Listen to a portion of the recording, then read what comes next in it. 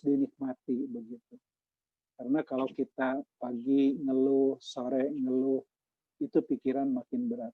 Karena energi negatif itu sangat menghasilkan apa ya, berpikir negatif itu menghasilkan energi yang sangat besar. Jadi teman-teman harus ya selalu berlatih. Ikhlas tidak usah dibicarakan, ya. Saya bukan nggak ikhlas. Coba kalau kamu cerita pasti saya ikhlas. Itu cirinya orang tidak ikhlas. Kalau orang ikhlas mah udah diam. Mau diapain diam, nggak pernah diungkit-ungkit. Seperti maaf ya, kita bersiul, tahu bersiul, buang air besar ya. Begitu beresnya nggak pernah kan dilihat-lihat lagi di apa gitu ya. Pokoknya udah selesai itu ikhlas. Kalau kata Agima, ikhlas itu seperti tukang parkir. Mobil datang bagus, titipi. Begitu diambil, silahkan. Datang lagi yang biasa, tidak sombong. Datang lagi, pergi, silahkan. Itu ikhlas. Yang kedua, teman-teman yang harus kita miliki adalah jujur. Kalau tadi ikhlas, apa yang kita lakukan hanya karena Allah, bukan karena manusia. Betul-betul la ilaha illallah. Apa yang kita lakukan, teman-teman, kalau karena manusia gagal.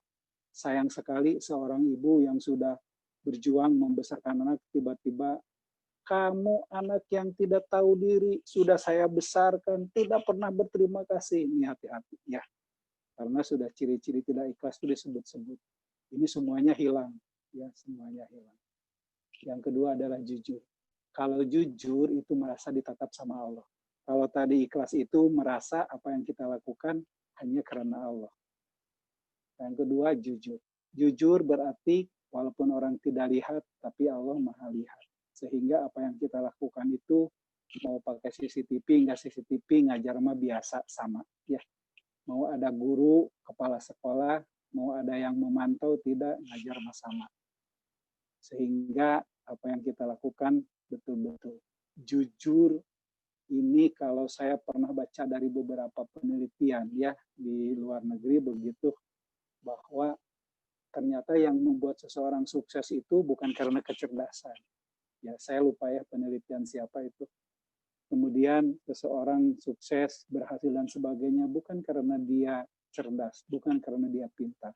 Ternyata nomor satu adalah jujur. Coba silakan di browsing teman-teman penelitian tentang jujur. Ternyata keberhasilan itu betul orang-orang yang jujur. Orang-orang yang jujur sangat akan dihargai. Ya, tidak usah minta dihargai, pasti dia akan dihormati. Jujur tidak mudah dan jujur pasti menyakitkan. Tapi itulah kejujuran. Ya. Tapi ingat sekali berbohong, besok akan berbohong. Maaf, kenapa kemarin tidak ikut webinar? Oh ya, kemarin saya itu ke undangan. Padahal sebetulnya nggak jadi ke undangan. Pasti besoknya dia bilang lagi. Jadi sekali bohong, tetap bohong. Kenapa? Karena dia akan memperjuangkan kebohongannya. Jangan sampai kebohongan saya itu terbongkar. Begitu. Jadi teman-teman kalau sudah mulai satu kali bohong, maka akan berusaha hati itu terus tidak tenang.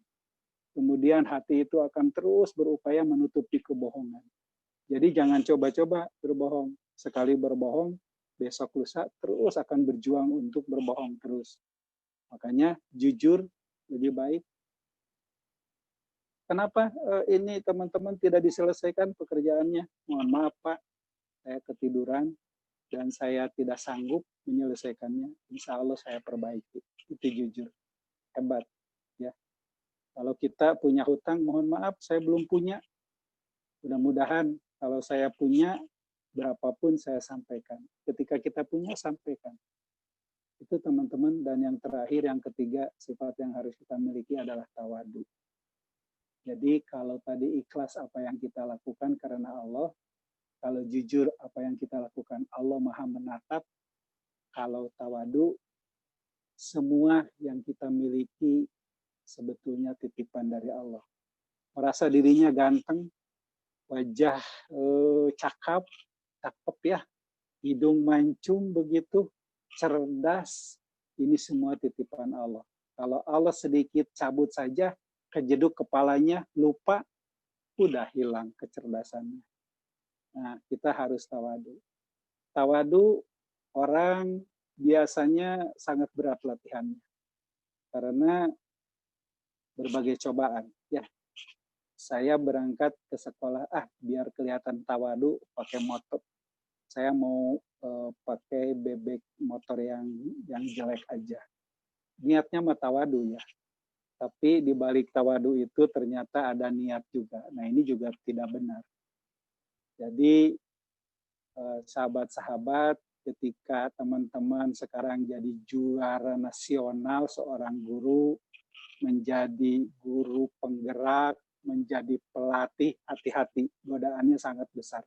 Biasanya kita merasa saya ya yang lebih tahu. Kalau sedang memberikan materi, yang lain tidak tahu. Harusnya bagaimana? Harusnya kita itu merasa sejajar, minimal merasa di bawah. Jadi kalau saya memberikan materi ke siswa, saya merasa bahwa saya ini di bawah siswa. Kenapa?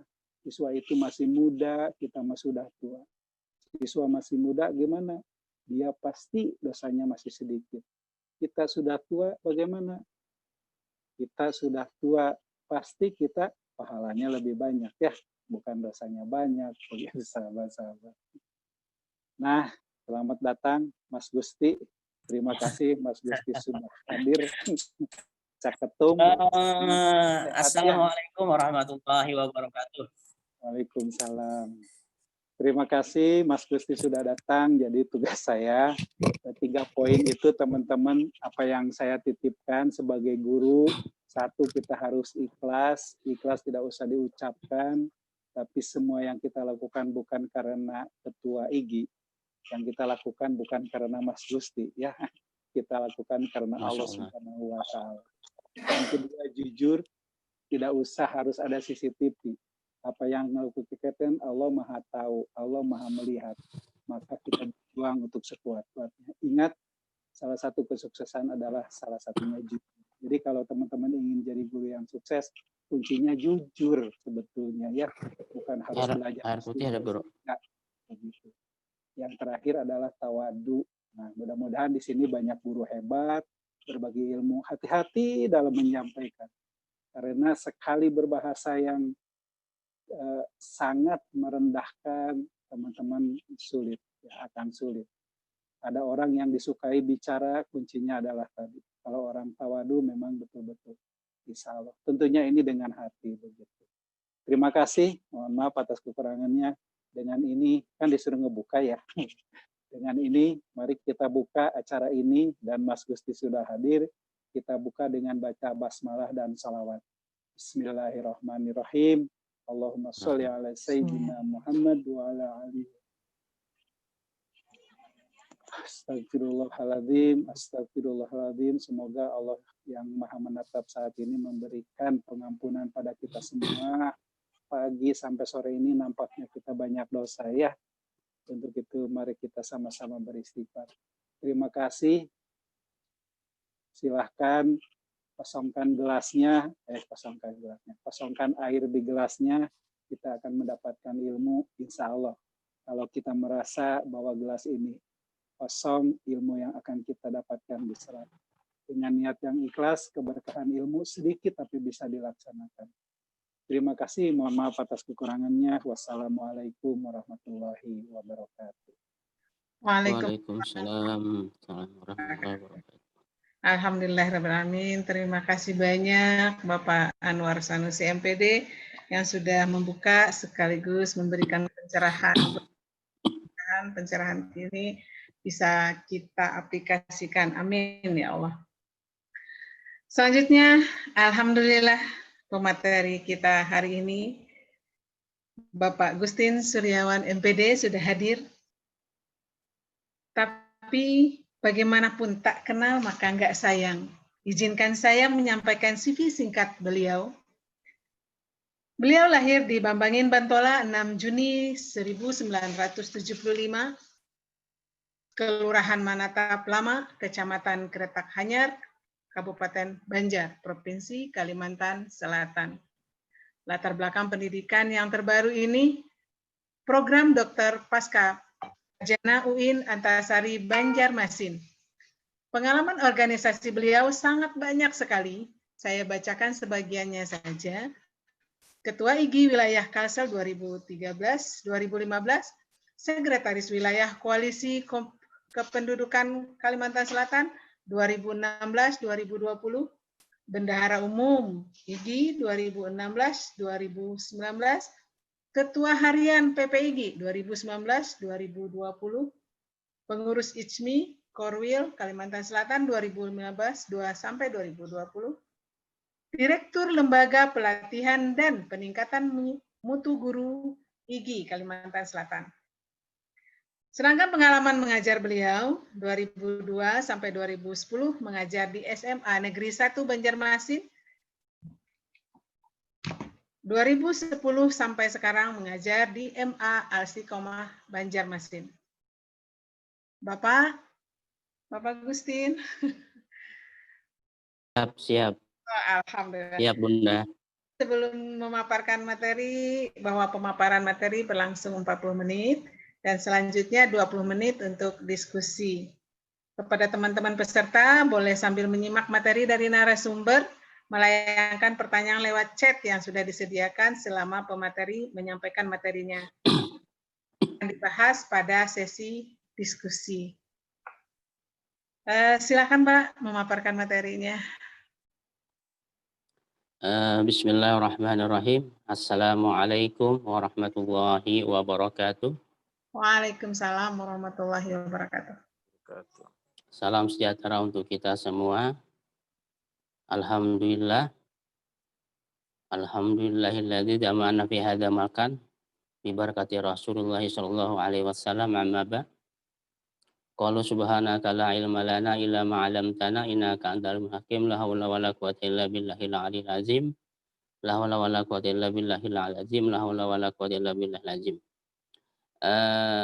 Al-Mukarram wal Muhtaram, yang saya hormati, yang saya muliakan, Ketua IGI Wilayah Jawa Barat, kawan-kawan pengurus IGI Wilayah Jawa Barat, kemudian Ketua IGI Bogor ya, Bu Meti, yang saya hormati, juga saya ucapkan terima kasih atas kesempatannya, Ibu Moderator. Kebahagiaan tersendiri bagi saya pada kesempatan ini bisa silaturahmi dengan kawan-kawan pengurus IGI Jabar. Kemudian juga terima kasih sebesar-besarnya juga atas kesempatan diberikan. Sebenarnya saya ini ya, harap-harap cemas mau masuk ya. Kok kenapa nggak bisa masuk tadi kan ya. Kebetulan biasanya anak saya ngurusin ini.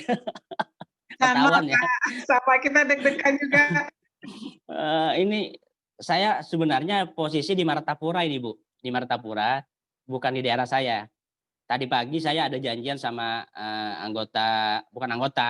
calon terkuat Bupati Martapura, ketemu dalam rangka, biasanya saya Bu ketemuan itu selalu menitip tentang menitip kemudian menyampaikan mau tahu visi tentang pendidikan itu apa. Kebetulan saya di Banjarmasin ketemu semua calon. Kemudian kawan-kawan tim sukses, kebetulan kita diundang, forum guru honor diundang, forum guru madrasah, semua forum-forum itu Bu biasanya saya dipanggil itu, Pak Gusti dampingi kami, Bapak dampingi kami, dan saya sampaikan ke mereka, mungkin sambil santai kita Bu ya, karena dialog santai. Semua saya sampaikan ke mereka. Pertama saya minta seorang pemimpin punya visioner, kemudian seorang pemimpin harus punya apa? Punya komitmen kita ke pendidikan. Kemudian apalagi di daerah ya Bu ya. Di daerah itu kan kita tidak bisa pungkiri ada guru madrasah, ada guru yang swasta, ada guru sekolah negeri gitu kan. Nah, untuk yang kemudian ada guru kemenak yang mau sertifikasinya PPG-nya nanti anggaran APBN dari Kemendikbud, tapi yang melatihnya Dinas Pendidikan, selanjutnya yang menggajinya Kemenak, itu guru PAI ya. Juga kita sampaikan mereka, artinya kalau kuota APBN ada, selanjutnya kalau ada peluang untuk ditambah, kita berharap ada kepedulian pemerintah daerah untuk menambah itu. Artinya jangan berharap di APBN. Kemarin kita sampaikan seperti itu juga. Jadi selama ini pada prinsipnya kita akan melihat guru itu pada porsi regulasi yang ada. Artinya dari Undang-Undang Nomor 14 Tahun 2005, guru itu apa? Guru adalah pendidik profesional dengan tugas utama mendidik, mengajar, membimbing, mengarahkan, melatih, menilai, mengevaluasi peserta didik pada pendidikan anak usia dini, jalur pendidikan formal, pendidikan dasar, pendidikan menengah.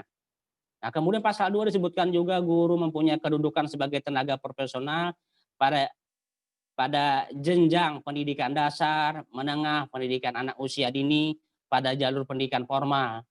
Pasal 4, kedudukan guru sebagai tenaga profesional yang dimaksud pasal 2 ayat 1 berfungsi untuk meningkatkan martabat dan peran guru. Nah, ini kan sebagai agen pembelajaran berfungsi untuk meningkatkan mutu pendidikan nasional. Artinya apa? Harapan kita kan ini konteksnya guru bermartabat, guru yang profesional. Tak bicara guru bermartabat, bicara guru profesional, itu tidak lepas dari bagaimana guru sendiri itu sendiri. Kalau saya melihat guru bermartabat tuh guru yang mempunyai apa? Mempunyai kesejahteraan, mempunyai status jelas. Artinya guru sebagai seorang guru eh, tugas dan perannya itu jelas, legalitasnya jelas. Kenapa sering saya bicara hari ini guru honor ya? Bukan apa-apa, 3,9 juta guru kita di Indonesia ini kan hampir separuhnya lebih guru honor non PNS. Dan ini adalah sebuah perhatian besar bagi kita. Artinya apa? Walau bagaimanapun amanat undang-undang sudah mengamanatkan. Artinya untuk mencerdaskan kehidupan bangsa di itu ya di apa namanya 45 di pembukaan itu, kemudian di pasal 31, kemudian di Undang-Undang Guru dan Dosen, kemudian di PP perubahan PP nomor 74 2008 diubah kemudian ke PP nomor 19 tahun 2017. Itu jelas tupoksi guru-guru kita, kemudian organisasi profesi juga jelas. Artinya apa? Artinya sampai di perlindungan pun sangat jelas sekali. Guru harus dilindungi. Artinya apa? Artinya kita berharap kejelasan status guru-guru kita itu pemerintah pusat, pemerintah daerah harus punya komitmen di sana. Tidak serta-merta membiarkan. Coba lihat guru kita mengajar, tidak ada perhatian untuk diakui legalitasnya. Saya kemarin sebelum tahun 2018 di zaman Pak Muhadjir, saya lupa, kita pernah sampaikan ke Pak Muhadjir, Undang-Undang ASN itu yang tahun 2014 itu ya, itu kan udah mengamanahkan bahwa guru itu ada dua, PNS itu ada dua, ASN itu ada dua, PNS dan P3K. Nah, kenapa P3K tidak dilaksanakan? Nah, alhamdulillah ini ada gerakan untuk melaksanakan itu. Kemudian kalau secara pusat disambut seperti itu, daerah harus punya peran apa? Melegalkan guru, kasih SK guru. Yang jadi persoalan terkadang di daerah itu kadang-kadang mohon maaf, kadang-kadang dinas pendidikan juga tidak serta-merta bisa memahami regulasi. Ada yang melihat pada Undang-Undang Nomor 74 tahun 2008 itu perubahan ya menjadi Nomor 19 tahun 2017. Nah, ada isinya gitu, dalam hak kekosongan guru, pemerintah pusat, pemerintah daerah wajib menyediakan guru pengganti untuk menjamin keberlanjutan proses pembelajaran pada satuan pendidikan yang bersangkutan. Itu di SK, saya pernah lihat di Semarang itu ada SK guru pengganti. Sebenarnya harus dipahami lagi ke bawah. Ada jalur, nanti ada edaran surat Direktur Jenderal, ada edaran Sekjen Kemendikbud.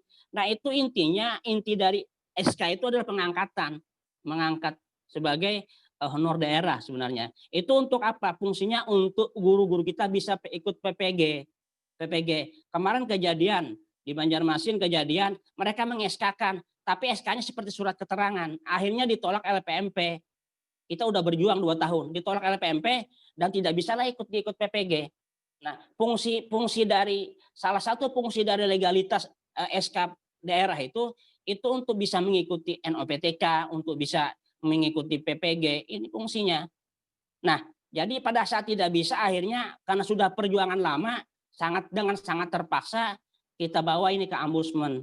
Di Ombudsman dipanggillah BKD, dipanggillah Dinas Pendidikan, kemudian di briefing mereka, ini ada kesalahan ini, tidak boleh dibiarkan seperti ini. Kemudian diinstruksikan, diperintahkan untuk meng-SK-kan, mengganti SK itu. Dan saya minta kemarin, itu di SK-kan SK yang berlaku surut. Karena itu 2018 dan kesalahan dinas, harusnya ada konsideran lewat ombudsman tadi. Nah, itu kita bicara honor negeri. Kalau swasta, sebenarnya swasta tidak jadi masalah. Swasta itu kan guru tetap yayasan, udah dapat SK yayasan. Kalau udah dapat SK yayasan, dia bisa ikut PPG. Nah, ini sebenarnya yang memudahkan untuk swasta. Kemudian untuk konteks bantuan. Nah, bantuan untuk pesantren, bahkan undang-undang pesantren sudah diterbitkan. Kemudian hibah juga ada. Bagaimana kawan-kawan IG itu bisa mendekati para penguasa, para pejabat, bupati, wali kota untuk meyakinkan mereka. Untuk bantuan itu ada hibah.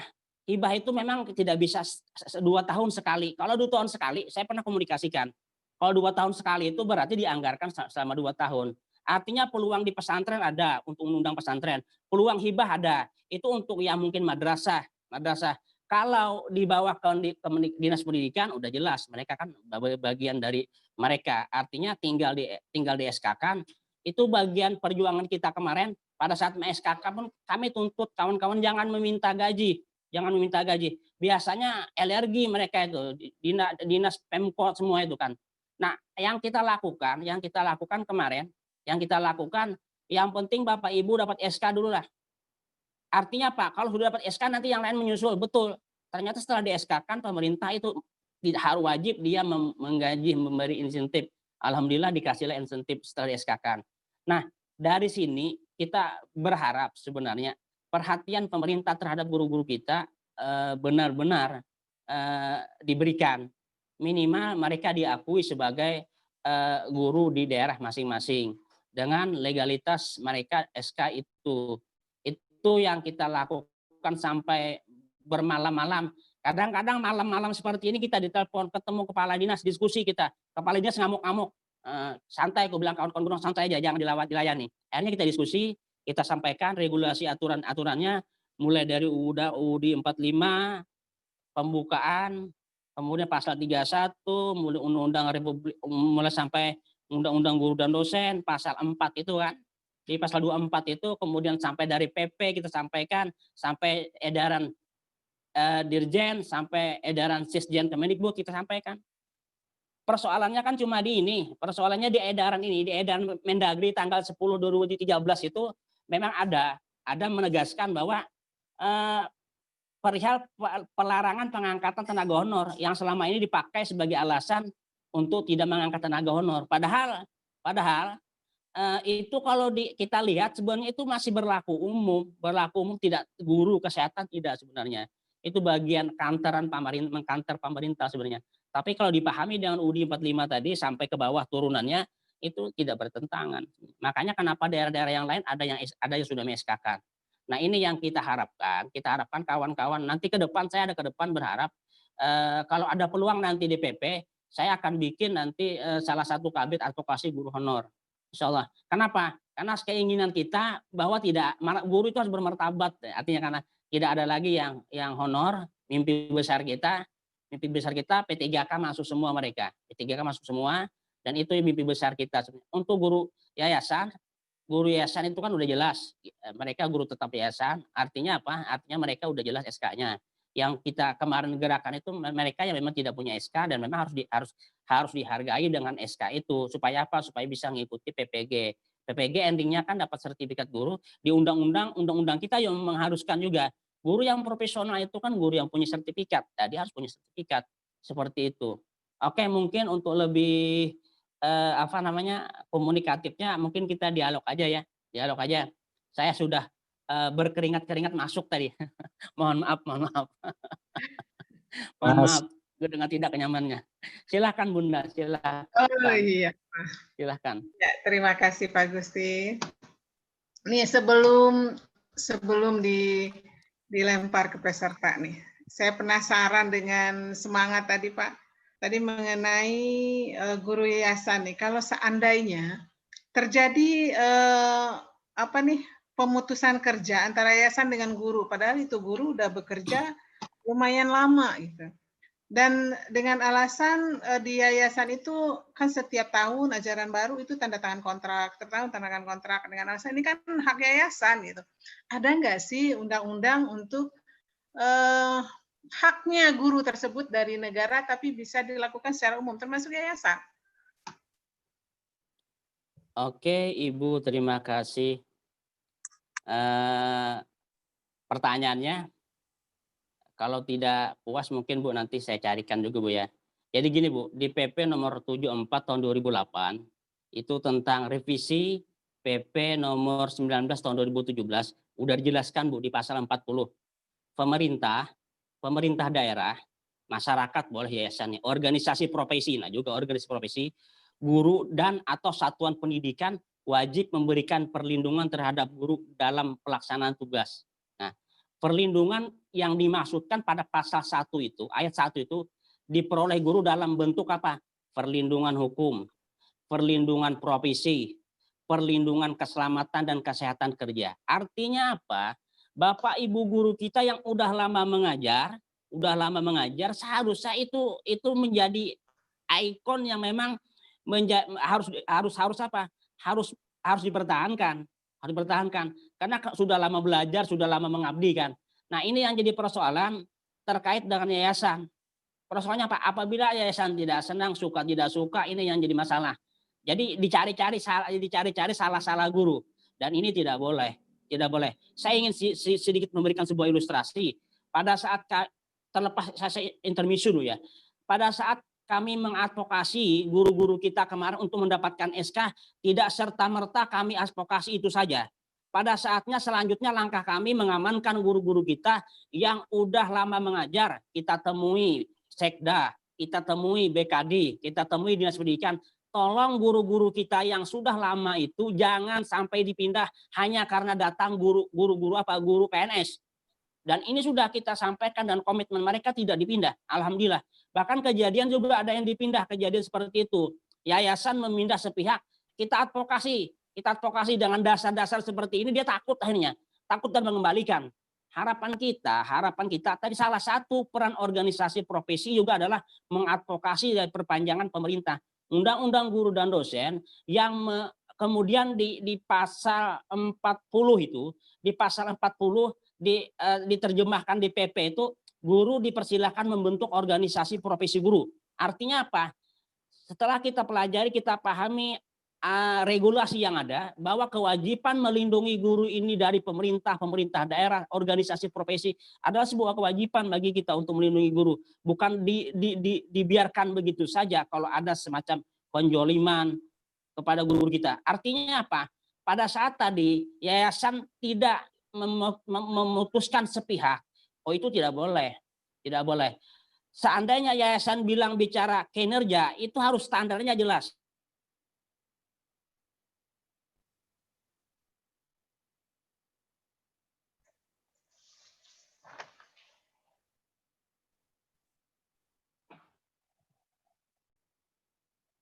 Putus. Suaranya putus ya. Bikin kerajaan nggak boleh, sama mau raja yayasan nggak bisa semaunya. Dan kawan-kawan IGI, saya berharap kawan-kawan IGI harus diadvokasi, karena kami juga pernah melakukan, ada 15 tahun guru di Kabupaten Banjar itu sepihak di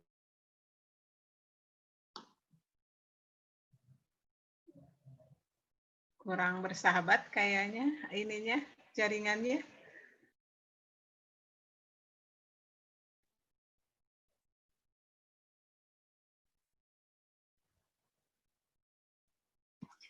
Coba dicek dulu Pak Gustinya. Sepertinya Pak Gusti tidak sadar kalau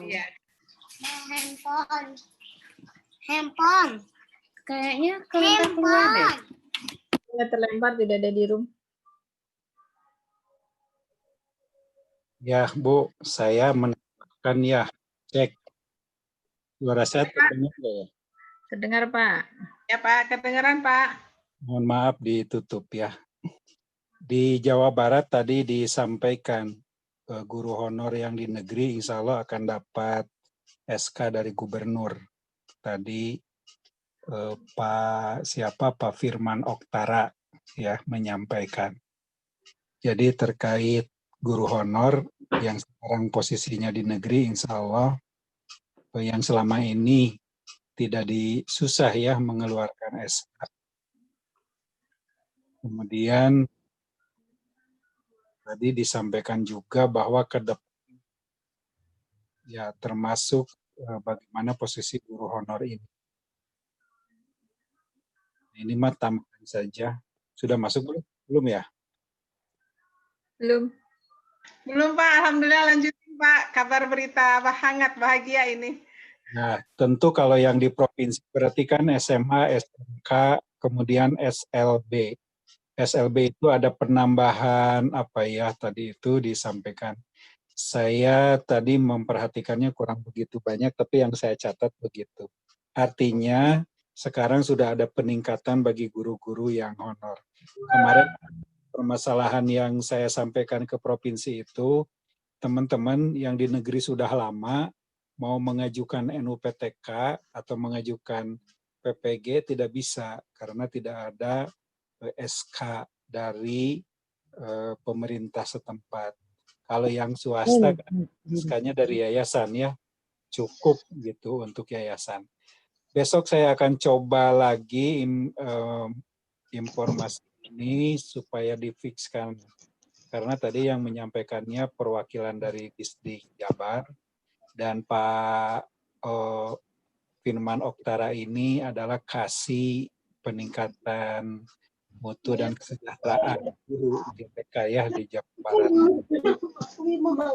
Yang berikutnya dari Pak Dirjen GPK, yaitu Pak Iwan Sahril juga menyampaikan bahwa para guru itu dituntut kualitas, ya, dituntut kualitas.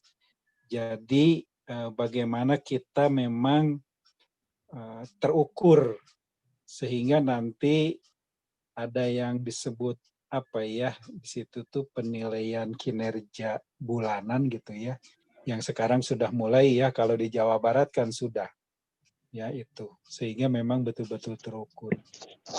Nah, terkait tadi yang pertanyaan mungkin saya tambahkan juga sebelum Mas Gusti masuk lagi, kayaknya ketendang dan susah masuk. Kalau di yayasan, teman-teman memang kami juga sedang berjuang nih, karena memang di yayasan itu bahasanya kan kontrak ya. Kalau kontrak itu kontrak habis, secara hukum itu, secara hukumnya ya namanya kontrak. Tapi kalau guru honor ataupun guru tetap ya GTT dan GTY, itu sebetulnya bahasa yang paling tepat. Karena kalau GTY, kemudian guru tetap yayasan, dan GTT, guru tidak tetap, harusnya tidak boleh dipemutusan di sembarang tempat, sembarang waktu. Tapi kalau guru kontrak kan kita secara kontrak kerja sudah, saya berjanji setahun ya, kalau saya bagus dilanjutkan itu kontrak. Kalau tidak bagus, misalnya ya sudah tidak dilanjut. Nah, tadi kata Mas Gusti juga, yayasan harus punya alat ukur, tidak dilanjutkan itu seperti apa. Begitu. Nah, kalau di Darut Tauhid, kami ada yang namanya dengan penilaian kinerja. Jadi setiap bulan itu guru dinilai kinerjanya. Dari mana dinilainya? Dinilai oleh, kalau guru di bawah wakakurikulum, maka dia dinilai oleh wakakurikulum setiap bulan. Ya, bukan tahunan ini. Setiap bulan dinilai bagaimana kinerjanya, bagaimana ketepatan waktunya, bagaimana disiplin. Belum nanti kita ada juga nilai dari peserta didik. Sehingga setiap bulan itu akan dapat angka nilai. Misalnya dengan kinerja baik 87, baik 88, ataupun sangat baik 90. Nah, kalau guru ini dalam perjanjiannya bulan depan turun, kedisiplinan dan sebagainya, biasanya pembinaan tidak dikeluarkan. Nah, kalau pembinaan ini terus beberapa kali dibina, tidak ada proses perubahan dan tidak ada niat untuk memperbaiki diri, baru di situ karena sifatnya kontrak. Nah, tentu ini masalah kita ya, karena memang untuk teman-teman guru honor ini kita juga harus menyesuaikan. Terkait juga bagaimana nilai honor yang tidak tentu ya, tergantung sekolahnya. Ada yang nilainya tinggi di sekolah A, nilai tinggi di sekolah B. Ini memang kami belum bisa mengakses begitu kuat ya, karena memang didasarkan pada harusnya ya RKJM sekolah itu bisa kita akses. Artinya RKAS-nya sekolah, rencana kerja kemudian anggaran sekolahnya bisa akses. Sehingga kalau misalnya kalau di buruh itu ada standar minimal berapa, sehingga kita bisa mengakses ke sekolah juga. Begitu. Nah ini sedang kita upayakan mencoba begitu landasan-landasannya. Karena kalau kita sekarang nuntut misalnya, kenapa di yayasan A nih guru hanya digaji 300 misalnya. Kalau alasan sekolahnya kami SPP-nya sekian, kalau guru digaji sekian kami bangkrut, pemerintah itu, nah itu juga kan tidak bisa. Jadi memang harus realistis begitu. Itu teman-teman tambahan dari saya. Sepertinya Mas Gusti masih berupaya ya sampai berkeringat-keringat katanya. Terus yang kedua tadi juga saya memang masuk ya. Saya ditanya juga berasal dari daerah mana gitu, tapi nggak ada Indonesia. Saya mah pilih Hawaii aja. Karena di situ ada pilihan Hawaii, ada kode pos dan sebagainya. Mungkin nanti yang registrasinya disesuaikan dengan kondisi aja mungkin ya, supaya kita terus lebih tepat dan mungkin ya kalau ada linknya khusus pemateri lebih bagus ya, supaya langsung di load saja sehingga beberapa hal. Jadi betul bukan karena tidak bisa masuk ya. Saya dari jam 7:30 ya tadi. Pas masuk jam kurang 15 gitu ya, hampir 10 menit saya sempat WA ke Bu Meti juga minta ID. Tapi alhamdulillah akhirnya bisa masuk. Itu Ibu Bapak, terima kasih, saya izin ya karena memang ada beberapa hal yang harus dikerjakan. Begitu. Terima kasih orang Bogor, saya juga orang Bogor, begitu ya. Ya Allah, terima kasih banyak Bapak. Alhamdulillah udah terisi waktu kami. Semoga Pak Gustin masuk lagi.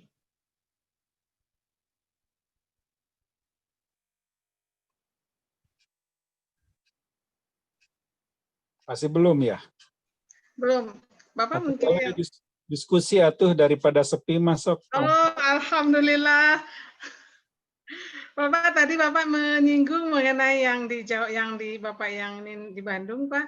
Berarti kalau yang SK diurus buat RUPTK, kalau SK yang didapat untuk pencairan dana yang gaji guru setiap bulan dari pemerintah daerah, itu SK itu bisa dipakai buat ngurus RUPTK nggak ya, Pak ya? Bisa, Bu. Pokoknya SK akan dikeluarkan oleh gubernur langsung. Tadi baru saya dengar, cuma nanti besok saya akan cross-check dengan bagian GTK. Kemarin kami juga dialog dengan DPRD Jawa Barat dan dihadiri oleh bagian GTK Pak Asep Suhangga dan Pak Firman Oktara yang tadi. Beliau adalah bagian GTK yang ngurus guru dan tenaga pendidik, begitu, tenaga kependidikan. Nah, saya menyampaikan bahwa IGI juga mencoba untuk memperjuangkan gitu, selain daripada peningkatan mutu juga kesejahteraan. Kesejahteraan itu tidak harus dalam bentuk uang langsung, bisa jadi pelayanan, bisa jadi perhatiannya, termasuk salah satunya SK begitu ya, sebagai tanda pengakuan. Kan sekarang yang sedang agak masalah itu di Jawa Barat, Bupati itu tidak mau membuat SK ya, karena kalau udah bicara honor di SK-kan oleh pemerintah, akhir-akhirnya kan menuntut PNS ataupun menuntut ke gaji dan sebagainya gitu. Nah, makanya saya berharap informasi ini bisa manfaat. Mas Gusti sepertinya sudah saya admit karena saya juga co-host nampaknya ya. Gitu Bu. Jadi infonya nanti ya, tunggu 2-3 hari saya akan coba konfirmasi karena baru tadi kita mendapatkan bagaimana guru honor itu akan di-SK-kan oleh gubernur. Sehingga pengurusan PTK, pengurusan sertifikasi termasuk yang berhubungan syarat yang paling utama kan gagalnya itu di itu ya SK-nya, di SK yang sebagai guru honor. Dan yang tadi itu menarik ada penambahan apa ya untuk guru SLB yang tadinya berapa gitu jadi sebulan tuh 1 juta akan keluar dalam beberapa bulan sekaligus kalau tidak salah ya. Jadi guru-guru SLB yang di Jawa Barat insya Allah nih dapat 12 juta ya kalau setahun ya berarti ya. Alhamdulillah. Nah, begitu. Kalau yang honornya makan per bulan 800 ya kalau tidak salah yang provinsi itu. Itu Bu. Iya, Mas alhamdulillah. Selamat bergabung lagi Pak Gusti.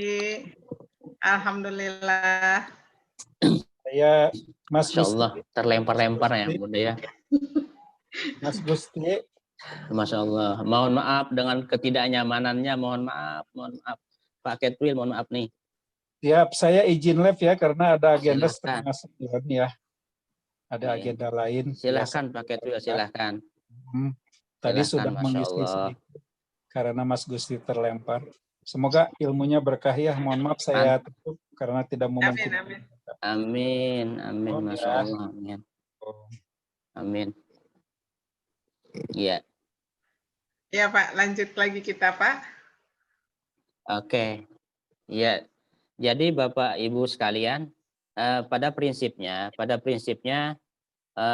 membantu kawan-kawan kita guru itu memang harus berjuang secara kolektif. Artinya terkait dengan advokasi itu kan terkait dengan bagaimana organisasi profesi sesuai dengan amanah PP kan. Amanah PP itu kan menerjemahkan undang-undang. Untuk setelah undang-undang ada PP-nya. Nah, udah jelas PP-nya nomor 19 tahun 2017 pasal 40 itu kan. Artinya tidak boleh mengadakan pembiaran guru-guru kita yang mohon maaf bahasa saya udah sertifikasi dikeluarkan. Waduh ini sangat kalau bahasa Banjar itu mengambil piring nasi orang. Piring nasi orang udah mau diambil nggak boleh sekali itu kan.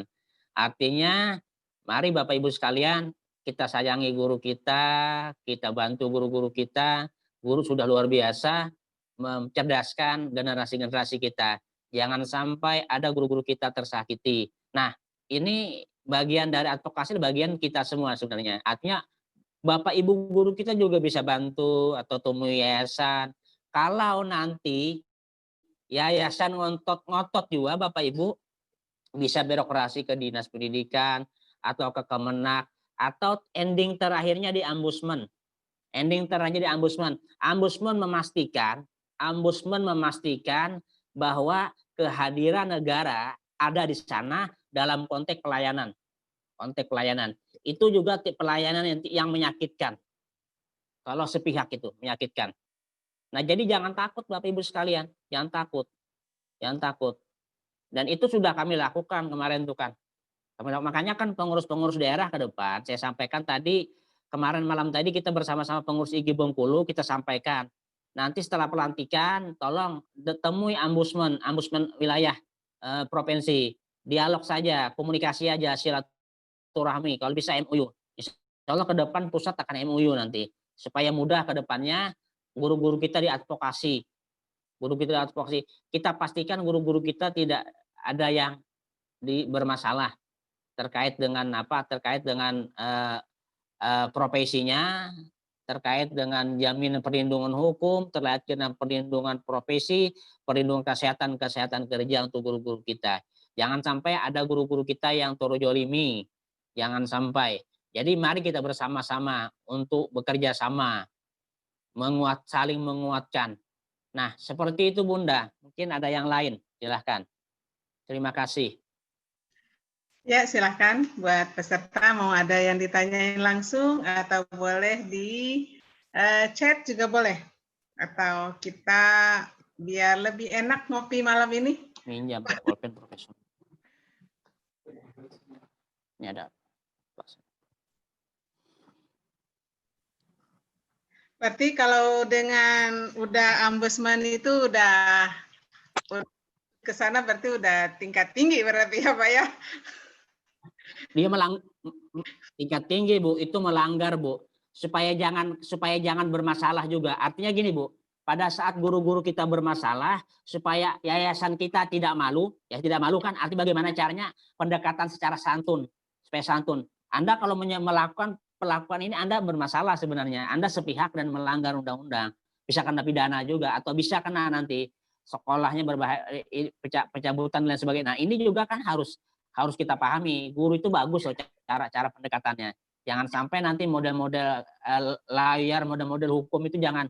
Paling indah tuh damai Bu. Saya juga bermasalah di hukum. Saya pernah bermasalah, saya pernah dilaporkan jadi tersangka karena bermasalah dengan BKD. Ternyata alhamdulillah pada saat kita berdamai itu indah. Kenapa? Saya tidak mau melayani secara hukum. Walaupun saya layani secara hukum pun kemarin juga bisa Bu. Bisa, saya didakwakan pasal 38 masih pasal Belanda Bu, penjoliman terhadap penguasa karena saya menentang PKD kemarin. Nah kalau saya uji materi itu bisa, tapi bagi saya bukan itu yang menjadi persoalan. Bagi saya advokasi terhadap guru-guru honor setelah mereka selesai K2, K1 pemberkasan itu adalah tugas saya mengawal. Selanjutnya saya pribadi tidak jadi masalah untuk berdamai. Karena saya udah mengawal mereka kemarin waktu pengumpulan berkas itu kan K1, K2 udah selesai dan mereka terima kasih dengan kita, Pak Gusti terima kasih banyak atas advokasinya. Kenapa? Dinas Pendidikan dulunya biasanya dikasih uang untuk ini nggak berani mereka. Nah, pada saat kasus dengan kita, artinya apa? Artinya kita harus cerdas juga menyikapi suatu masalah. Indah loh damai itu. Makanya pada saat kita diperiksa kemarin di mana di Poltabes itu, Bapak Ibu sekalian sebagai sebuah pengalaman bersama ya, Bapak Ibu pada saat saya besok diperiksa, saya sebelum berangkat tuh Bu sholat 2 rakaat Bu, Bapak Ibu 2 rakaat sholat sunnah, kemudian baca surah Al-Muluk Bu, Tabarakalladzi biyadihil mulku, baca surah Al-Muluk, keluar rumah itu Bismillahirrahmanirrahim. Itu hakikatnya Ibu yang keluar itu karena baca surah Al-Muluk itu raja Bu, raja yang keluar. Hakikatnya pada saat saya diperiksa semua materi yang diperiksa itu yang tanya polisi penyidik, yang jawab penyidik. Saya enjoy aja Bu. Pada saat itu pas kena kasus Nudu Aji sama itu juga bareng. Nah ini bagian dari sebuah perjuangan. Artinya saya pernah lakukan ini, kemudian itu Bu salah satunya juga saya sampaikan juga amalannya. Artinya pada saat kalau mau ujian skripsi, mau ujian tesis, disertasi Bu, sholat 2 rakaat, baca surah Al-Muluk. Bahkan pada saat nikah pun saya Bu, penghulunya gugup Bu, penghulunya yang gugup, penghulunya gugup, karena raja Bu, hakikatnya raja yang turun. Nah itu jadi saya senyum aja pada saat diperiksa penyidik. Yang menanya di 1 jam diperiksa, yang menanya dia, yang jawab dia, begini ya Pak Gusti, iya saya bilang. Begini ya Pak Gusti, iya. Dia tanya dia jawab. Masya Allah itu karunia Tuhan. Jadi enjoy aja Bapak Ibu sekalian. Mari kita kuatkan barisan. IGI salah satu media kita, IGI salah satu organisasi profesi yang kita harapkan juga bisa berperan banyak untuk membantu guru-guru kita. Karena IGI kemarin, bagi saya kemarin kita udah peningkatan kompetensi guru, tetap akan kita tingkatkan. Tapi kita fokus lagi pada advokasi, pada kesejahteraan guru, itu kita akan fokuskan. Ini betapa indahnya apabila kita bisa bersama-sama membantu guru-guru kita, kemudian mimpi terindah kita tidak ada honor lagi di negeri ini. Seperti itu, Bu. Amin.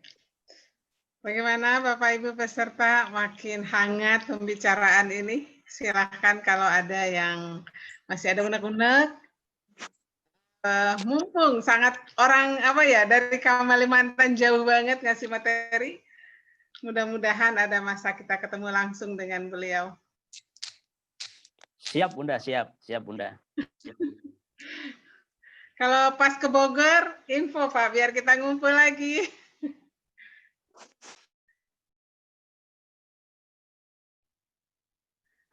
Berikut ada pertanyaan Pak. Bukan. Kan kalau ada pertanyaan lagi yang lain? Kalau belum, sambil menunggu, mungkin saya bertanya lagi, Pak. Boleh Bunda, boleh Bunda. Boleh. Kalau informasi terbaru mengenai perkembangan guru honor gimana, Pak?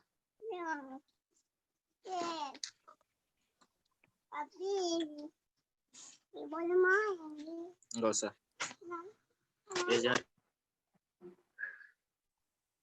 Perkembangan yang terbaru, Pak. Oke Ibu, saya jawab ya.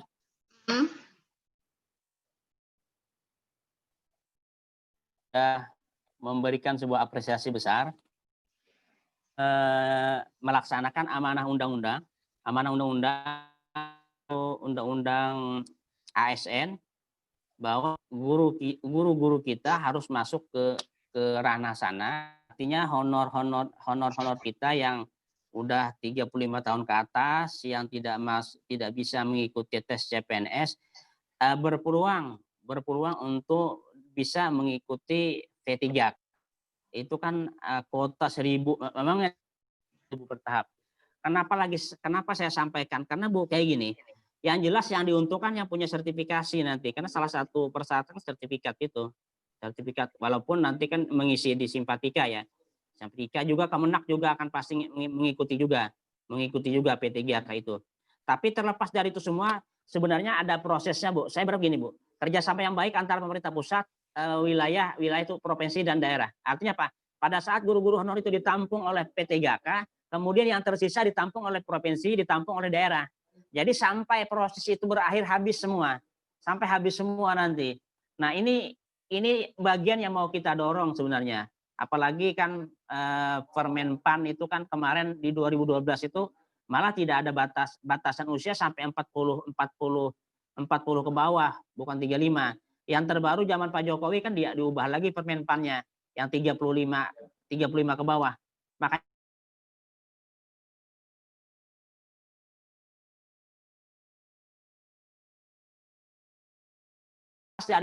terlepas dari itu semua, Bapak Ibu sekalian, SK itu penting untuk bisa mendapatkan sertifikasi ikut PPG, pretest PPG.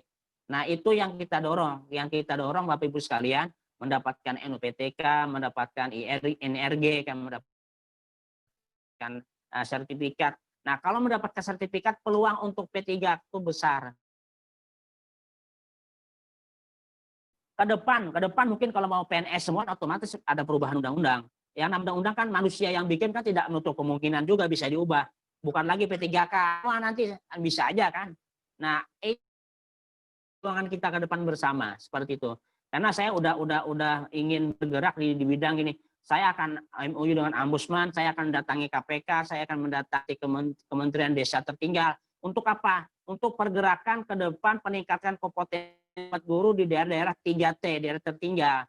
Selama ini IGI bergerak di mana? IGI bergerak di perkotaan, di pinggiran masih, saya rasa masih. Nah ini saya ingin penyelarasan semua di sana, penyelarasan.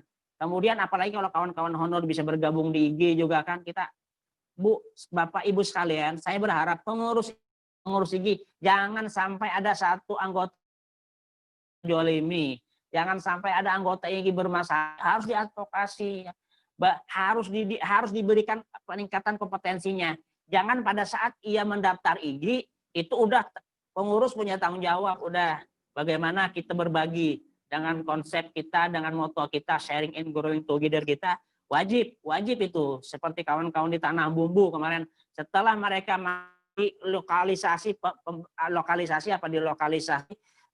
untuk peningkatan kompetensi. Mereka setiap minggu ada aja pelatihan di grup-grup itu. Sampai sekarang anggotanya berapa? 1.300 anggotanya. Mereka main daring aja. daring. Karena apa? Karena main terbuka dihajar orang. Main terbuka dihajar orang, main daring mereka kan. Akhirnya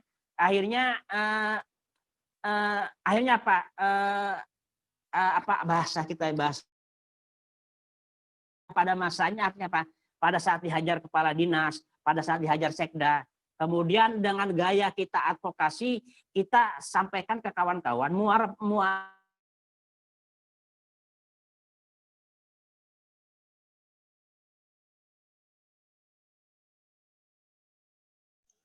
Ya, terputus lagi. Nah, kita lagi safari kemana ke partai politik kita safari. Akhirnya apa? Politik salah satunya PDIP. Nah, ini ada kita sampaikan permasalahan langsung dieksekusi. Dinas ditelepon, saya minta tolong IG jangan disakiti di daerah. Akhirnya pada saat itu indah pada masanya. Sekarang perubahan ketua PGRI, mereka bisa berangkul, bisa bekerja sama, bisa bersinergi. Makanya saya bilang kalau memang ada dinamika hari ini kita ditentang, jalani aja. Nanti ada saatnya indah pada masanya, mereka paham, mereka mengerti sesama organisasi dilarang organisasi. Yang ada berkompetisi untuk bersama-sama meningkatkan kompetensi guru. Seperti itu sebenarnya. Nah, kalau ada ketersinggungan itu lumrah, Bu. Lumrah biasa aja, wajar lah. Asalnya tidak ada, kemudian ada mendua gitu kan. Wajar tersinggung. Tapi nanti pada saat kita fokus pada peningkatan potensi guru, advokasi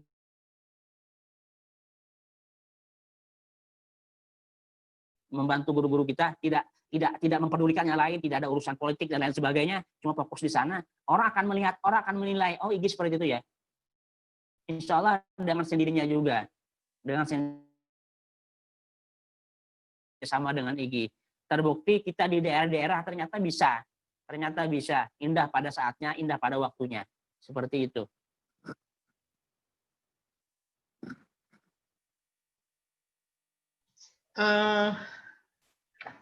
Bapak? Ada yang bertanya langsung, Bu? Ada yang mau bertanya langsung? Silakan, Bu. Silakan, Pak Rusman. Terima kasih, Bu Yuli. Assalamualaikum semuanya. Saya ingin bertanya tentang ini, Pak, tenaga kontrak atau honor yang bekerja di instansi negeri gitu ya. Ini kalau saya amati, mereka itu ada keterbatasan wewenang. Mereka itu tidak bisa berinvasi di dalam manajemen. Jadi tidak ada yang misalnya kesempatan bagi tenaga kontrak atau honorer untuk bisa menjadi wakakurikulum, menjadi yang di negeri. Kemudian juga ada beberapa hak yang yang saya amati itu masih belum bisa diberikan, misalnya dalam kegiatan kepanitiaan atau dalam perjalanan dinas, hampir kebanyakan itu hanya diberlakukan untuk yang PNS saja. Itu apakah ada aturan yang mengikat untuk tanggung jawab dan wewenang untuk tenaga kontrak dan honorer di instansi pemerintah seperti itu? Itu yang pertama. Untuk yang kedua, ini saya ingin menanyakan, ini ada beberapa tenaga kita yang misalnya sudah pensiun jadi guru, kemudian mengabdi kembali menjadi tenaga pendidik. Ini kita sebagai manajemen itu kan kadang bingung batasan beliau sampai bekerja di instansi itu sampai usia berapa tahun gitu, karena kita untuk mencegah meningkatkan produktivitas dan untuk menjaga kinerja kayak seperti itu. Jadi batasan usia saya masih belum menemukan berapa tahun bisa sampai bekerja menjadi honorer atau kontrak. Dan yang ketiga ini mungkin hanya ingin gambaran saja, karena hampir honor untuk tenaga kontrak dan honorer itu hampir berbeda di tiap tempat gitu ya. Menurut Bapak itu kira-kira berapa sih harga honor yang layak gitu, misalnya dalam nominal gitu ya, untuk suatu tenaga kontrak atau honorer gitu. Dan Pak, maksudnya memang sih kembali ke UMR masing-masing, tapi banyak beberapa yang tidak bisa menjalankan pemberian honor itu sesuai dengan UMR. Jadi kira-kira nominalnya berapa yang paling manusiawi atau paling umum untuk diberikan sebagai honor untuk tenaga kontrak atau honorer. Itu saja, terima kasih. Assalamualaikum warahmatullahi wabarakatuh.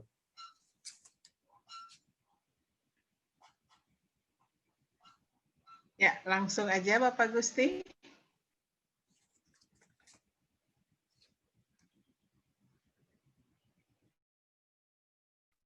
tetap pengaji ASN itu ya.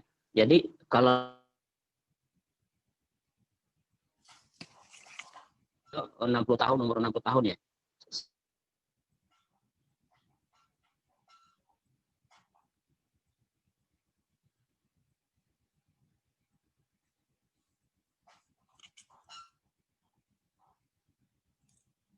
Itu bagian dari purna tugas kawan-kawan yang sudah berusia 60 tahun. Nah, terkait dengan bicara layak layak untuk dihargai, kemudian dikasih insentif, diapresiasi. Sekali lagi betul kata Bapak, memang beda-beda. Tapi saya tidak memandang, memang UMR, upah minimal mereka kan. Kalau di Kalsa SMP udah mengikuti UMR, SMK udah mengikuti UMR, karena juga bagian kita juga, Bapak Ibu sekalian, suara saya bisa didengar tidak ya? Bisa, Pak. Bisa, Pak. Bisa. Bapak Ibu sekalian, jangan pernah, kalau di pengurus itu jangan pernah tidak komunikasi pendidikan. Selalu kita berkomunikasi, itu bukan apa-apa, mendorong mereka, selalu mendorong untuk peningkatan mungkin kalau sudah di SK-kan gaji kawan-kawan kita. Nah, terkait kemarin kita advokasi, asalnya pemerintah daerah tidak me-SK-kan dan tidak menggaji, setelah di SK-kan digaji. Pertama digaji 250, saya rasa angka itu kecil, tapi sebelumnya nol, memang kata istilah ketum menjadi oase di padang pasir gitu ya. Arti seperti bantuan honor yang untuk pandemi, tapi daripada tidak, artinya yang penting ada untuk mengurangi sedikit beban. Nah, apa yang dilakukan dengan kita mendorong untuk SK tadi itu bagian dari sebuah untuk pemerintah mempunyai tanggung jawab terhadap guru-guru kita. Kemarin dari Kota Banyumas dari 250 sampai 600 sampai 700 sampai 1 juta sampai 1.250.000. Itu Pak akhirnya. Dan yang terbaru untuk Banjarbaru belum dikasih itu. Nah, dikasih SK sudah mulai dianggarkan. Nah, kemudian juga di Kabupaten Banjar juga dikasih SK sudah dianggarkan, karena Kabupaten Banjar ini banyak sekali penduduknya, gurunya, jadi dianggarkan 250.000. Itu pun sampai di Banggar hilang. Sampai di Banggar hilang tuh anggaran itu. Dan sekali lagi kita juga harus ada nggak anggaran kita? Kalau tidak ada, lobby lagi. Kita temui di DPR, DPRD itu kan beberapa orang-orang tentang penganggaran ini. Alhamdulillah kembali lagi. Karena walau bagaimanapun yang politik anggaran, Bapak Ibu sekalian, anggaran itu ada anggaran langsung dan anggaran tidak. Kalau anggaran yang tidak langsung itu termasuk gaji pegawai negeri dan honor. Dan itu bisa ditegur Mendagri. Nah, itu bagian dari pengetahuan kita tentang anggaran. Nah, terkait dengan anggaran itu sekali lagi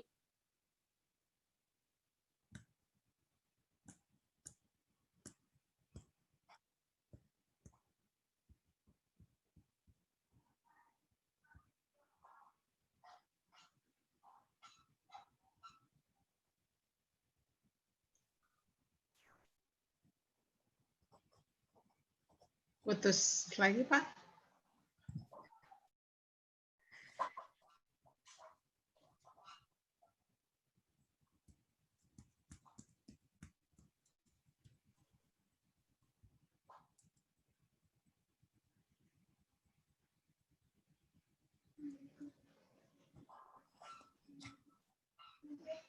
Ya, putus lagi karena badan beliau kayaknya keluar dari apa nih? Terputus kondisi. Ya, masuk lagi. Masuk lagi, bisa didengar, Bu? Pak?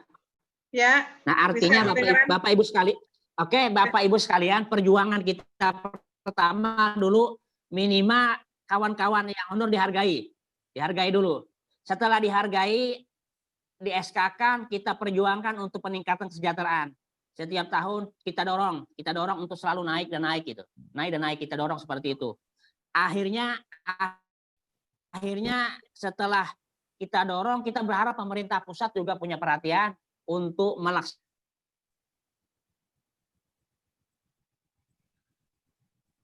SKK seperti ASN juga kan.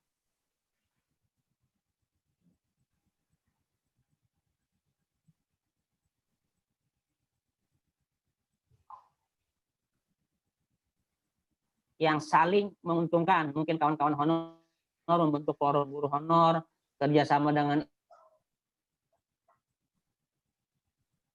sendiri itu susah.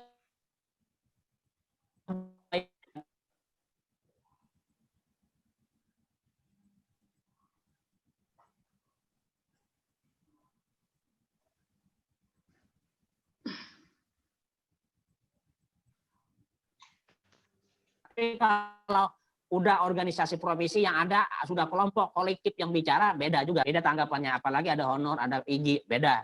Nah ini harapan kita seperti itu. Silahkan kawan-kawan kalau yang belum membentuk guru honor, bentuk saja forumnya. Kita siap advokasi, Bapak Ibu, siap advokasi.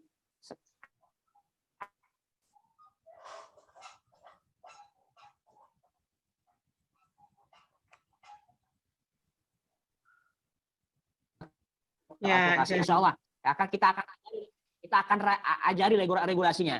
Bagaimana regulasi yang sebenar-benarnya ini yang harus dilakukan oleh Dinas Pendidikan untuk memberikan penghargaan kepada guru-guru kita.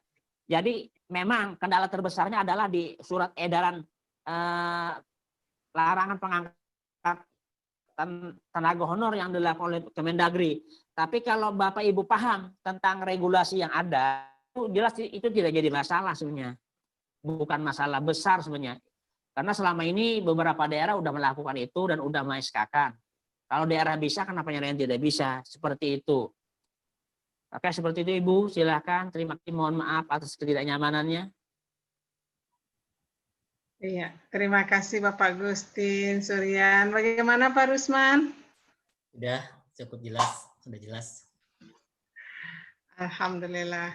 Waktu berjalan terus sampai sekarang sudah jam 9 malam. Alhamdulillah dari pemaparan dari Bapak Gustin, kita dapat pencerahan, dapat pemikiran baru. Dengan pencerahan beliau, mudah-mudahan yang kedepannya dengan IGI kita akan bisa mengatasi masalah-masalah yang kita miliki, khusus kita di Kota Bogor. Kembali dengan selanjutnya, saya kembalikan kepada host kita, Ibu Nur Wahyuni MPD. Silakan Bu Nur. Baik, terima kasih. Tidak ada closing statement dulu dari narasumbernya Bu Yuli? Sebelum tutup. Ya, beliau ini karena kondisinya terputus-putus. Oh iya. Oke, baik. Alhamdulillahirrahmanirrahim. Terima kasih kepada Bapak Gusti Suryan dan Ibu moderator kita, Ibu Yuli Hartati, yang sudah memandu acara ini dengan begitu luar biasa. Semoga apa yang dipaparkan oleh pemateri tadi, semua informasi mengenai perjuangan IGI terhadap guru honor ada manfaatnya dan bisa bermanfaat bagi kita, khususnya rekan-rekan honor ya pada umumnya. Demikian saya sebagai host Nur Mahyun dari SMA Negeri 4 Bogor undur diri. Mohon maaf atas segala kekurangannya. Saya tutup. Alhamdulillahirrahmanirrahim. Assalamualaikum warahmatullahi wabarakatuh. Waalaikumsalam. Terima kasih Bapak Ibu. Bu Nurma. Dari Ibu Ketu ada yang mau disampaikan ya? Pak Rusman, gimana? Kita foto bersama dulu. Oh iya, ininya mohon dinyalakan dulu kameranya. Kebanyakannya kameranya off. Ada Bapak Gusti, ada Ibu Murdewi, ada Bu Afifah, Ada Bu Melati yang belum buka, Bu Susi, Ibu Hesti, Ibu Meti mungkin ya itu. Kemudian Ibu Butihat, Ibu Budi, Ibu Mardani. Kita ada sesi foto dulu. Boleh sebentar di-on-kan kameranya. Pak Rusman yang bisa screenshot ya? Jam 9 ya. Jam 9. Ada aja Ketua. Mangga untuk yang lain. Masih belum on kameranya. Mulai ya, Pak Hari, Pak Haryono. Oke.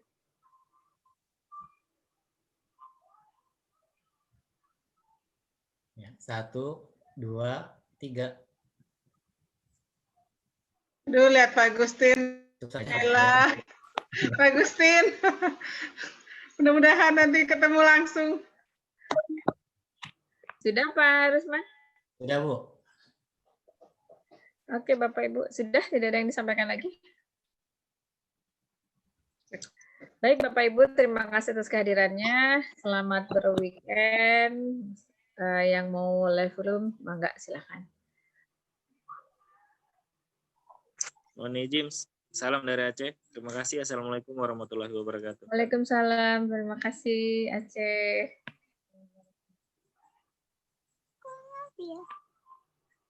Izin live Bu ya.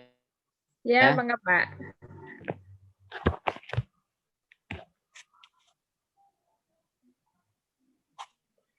Jangan lupa recording.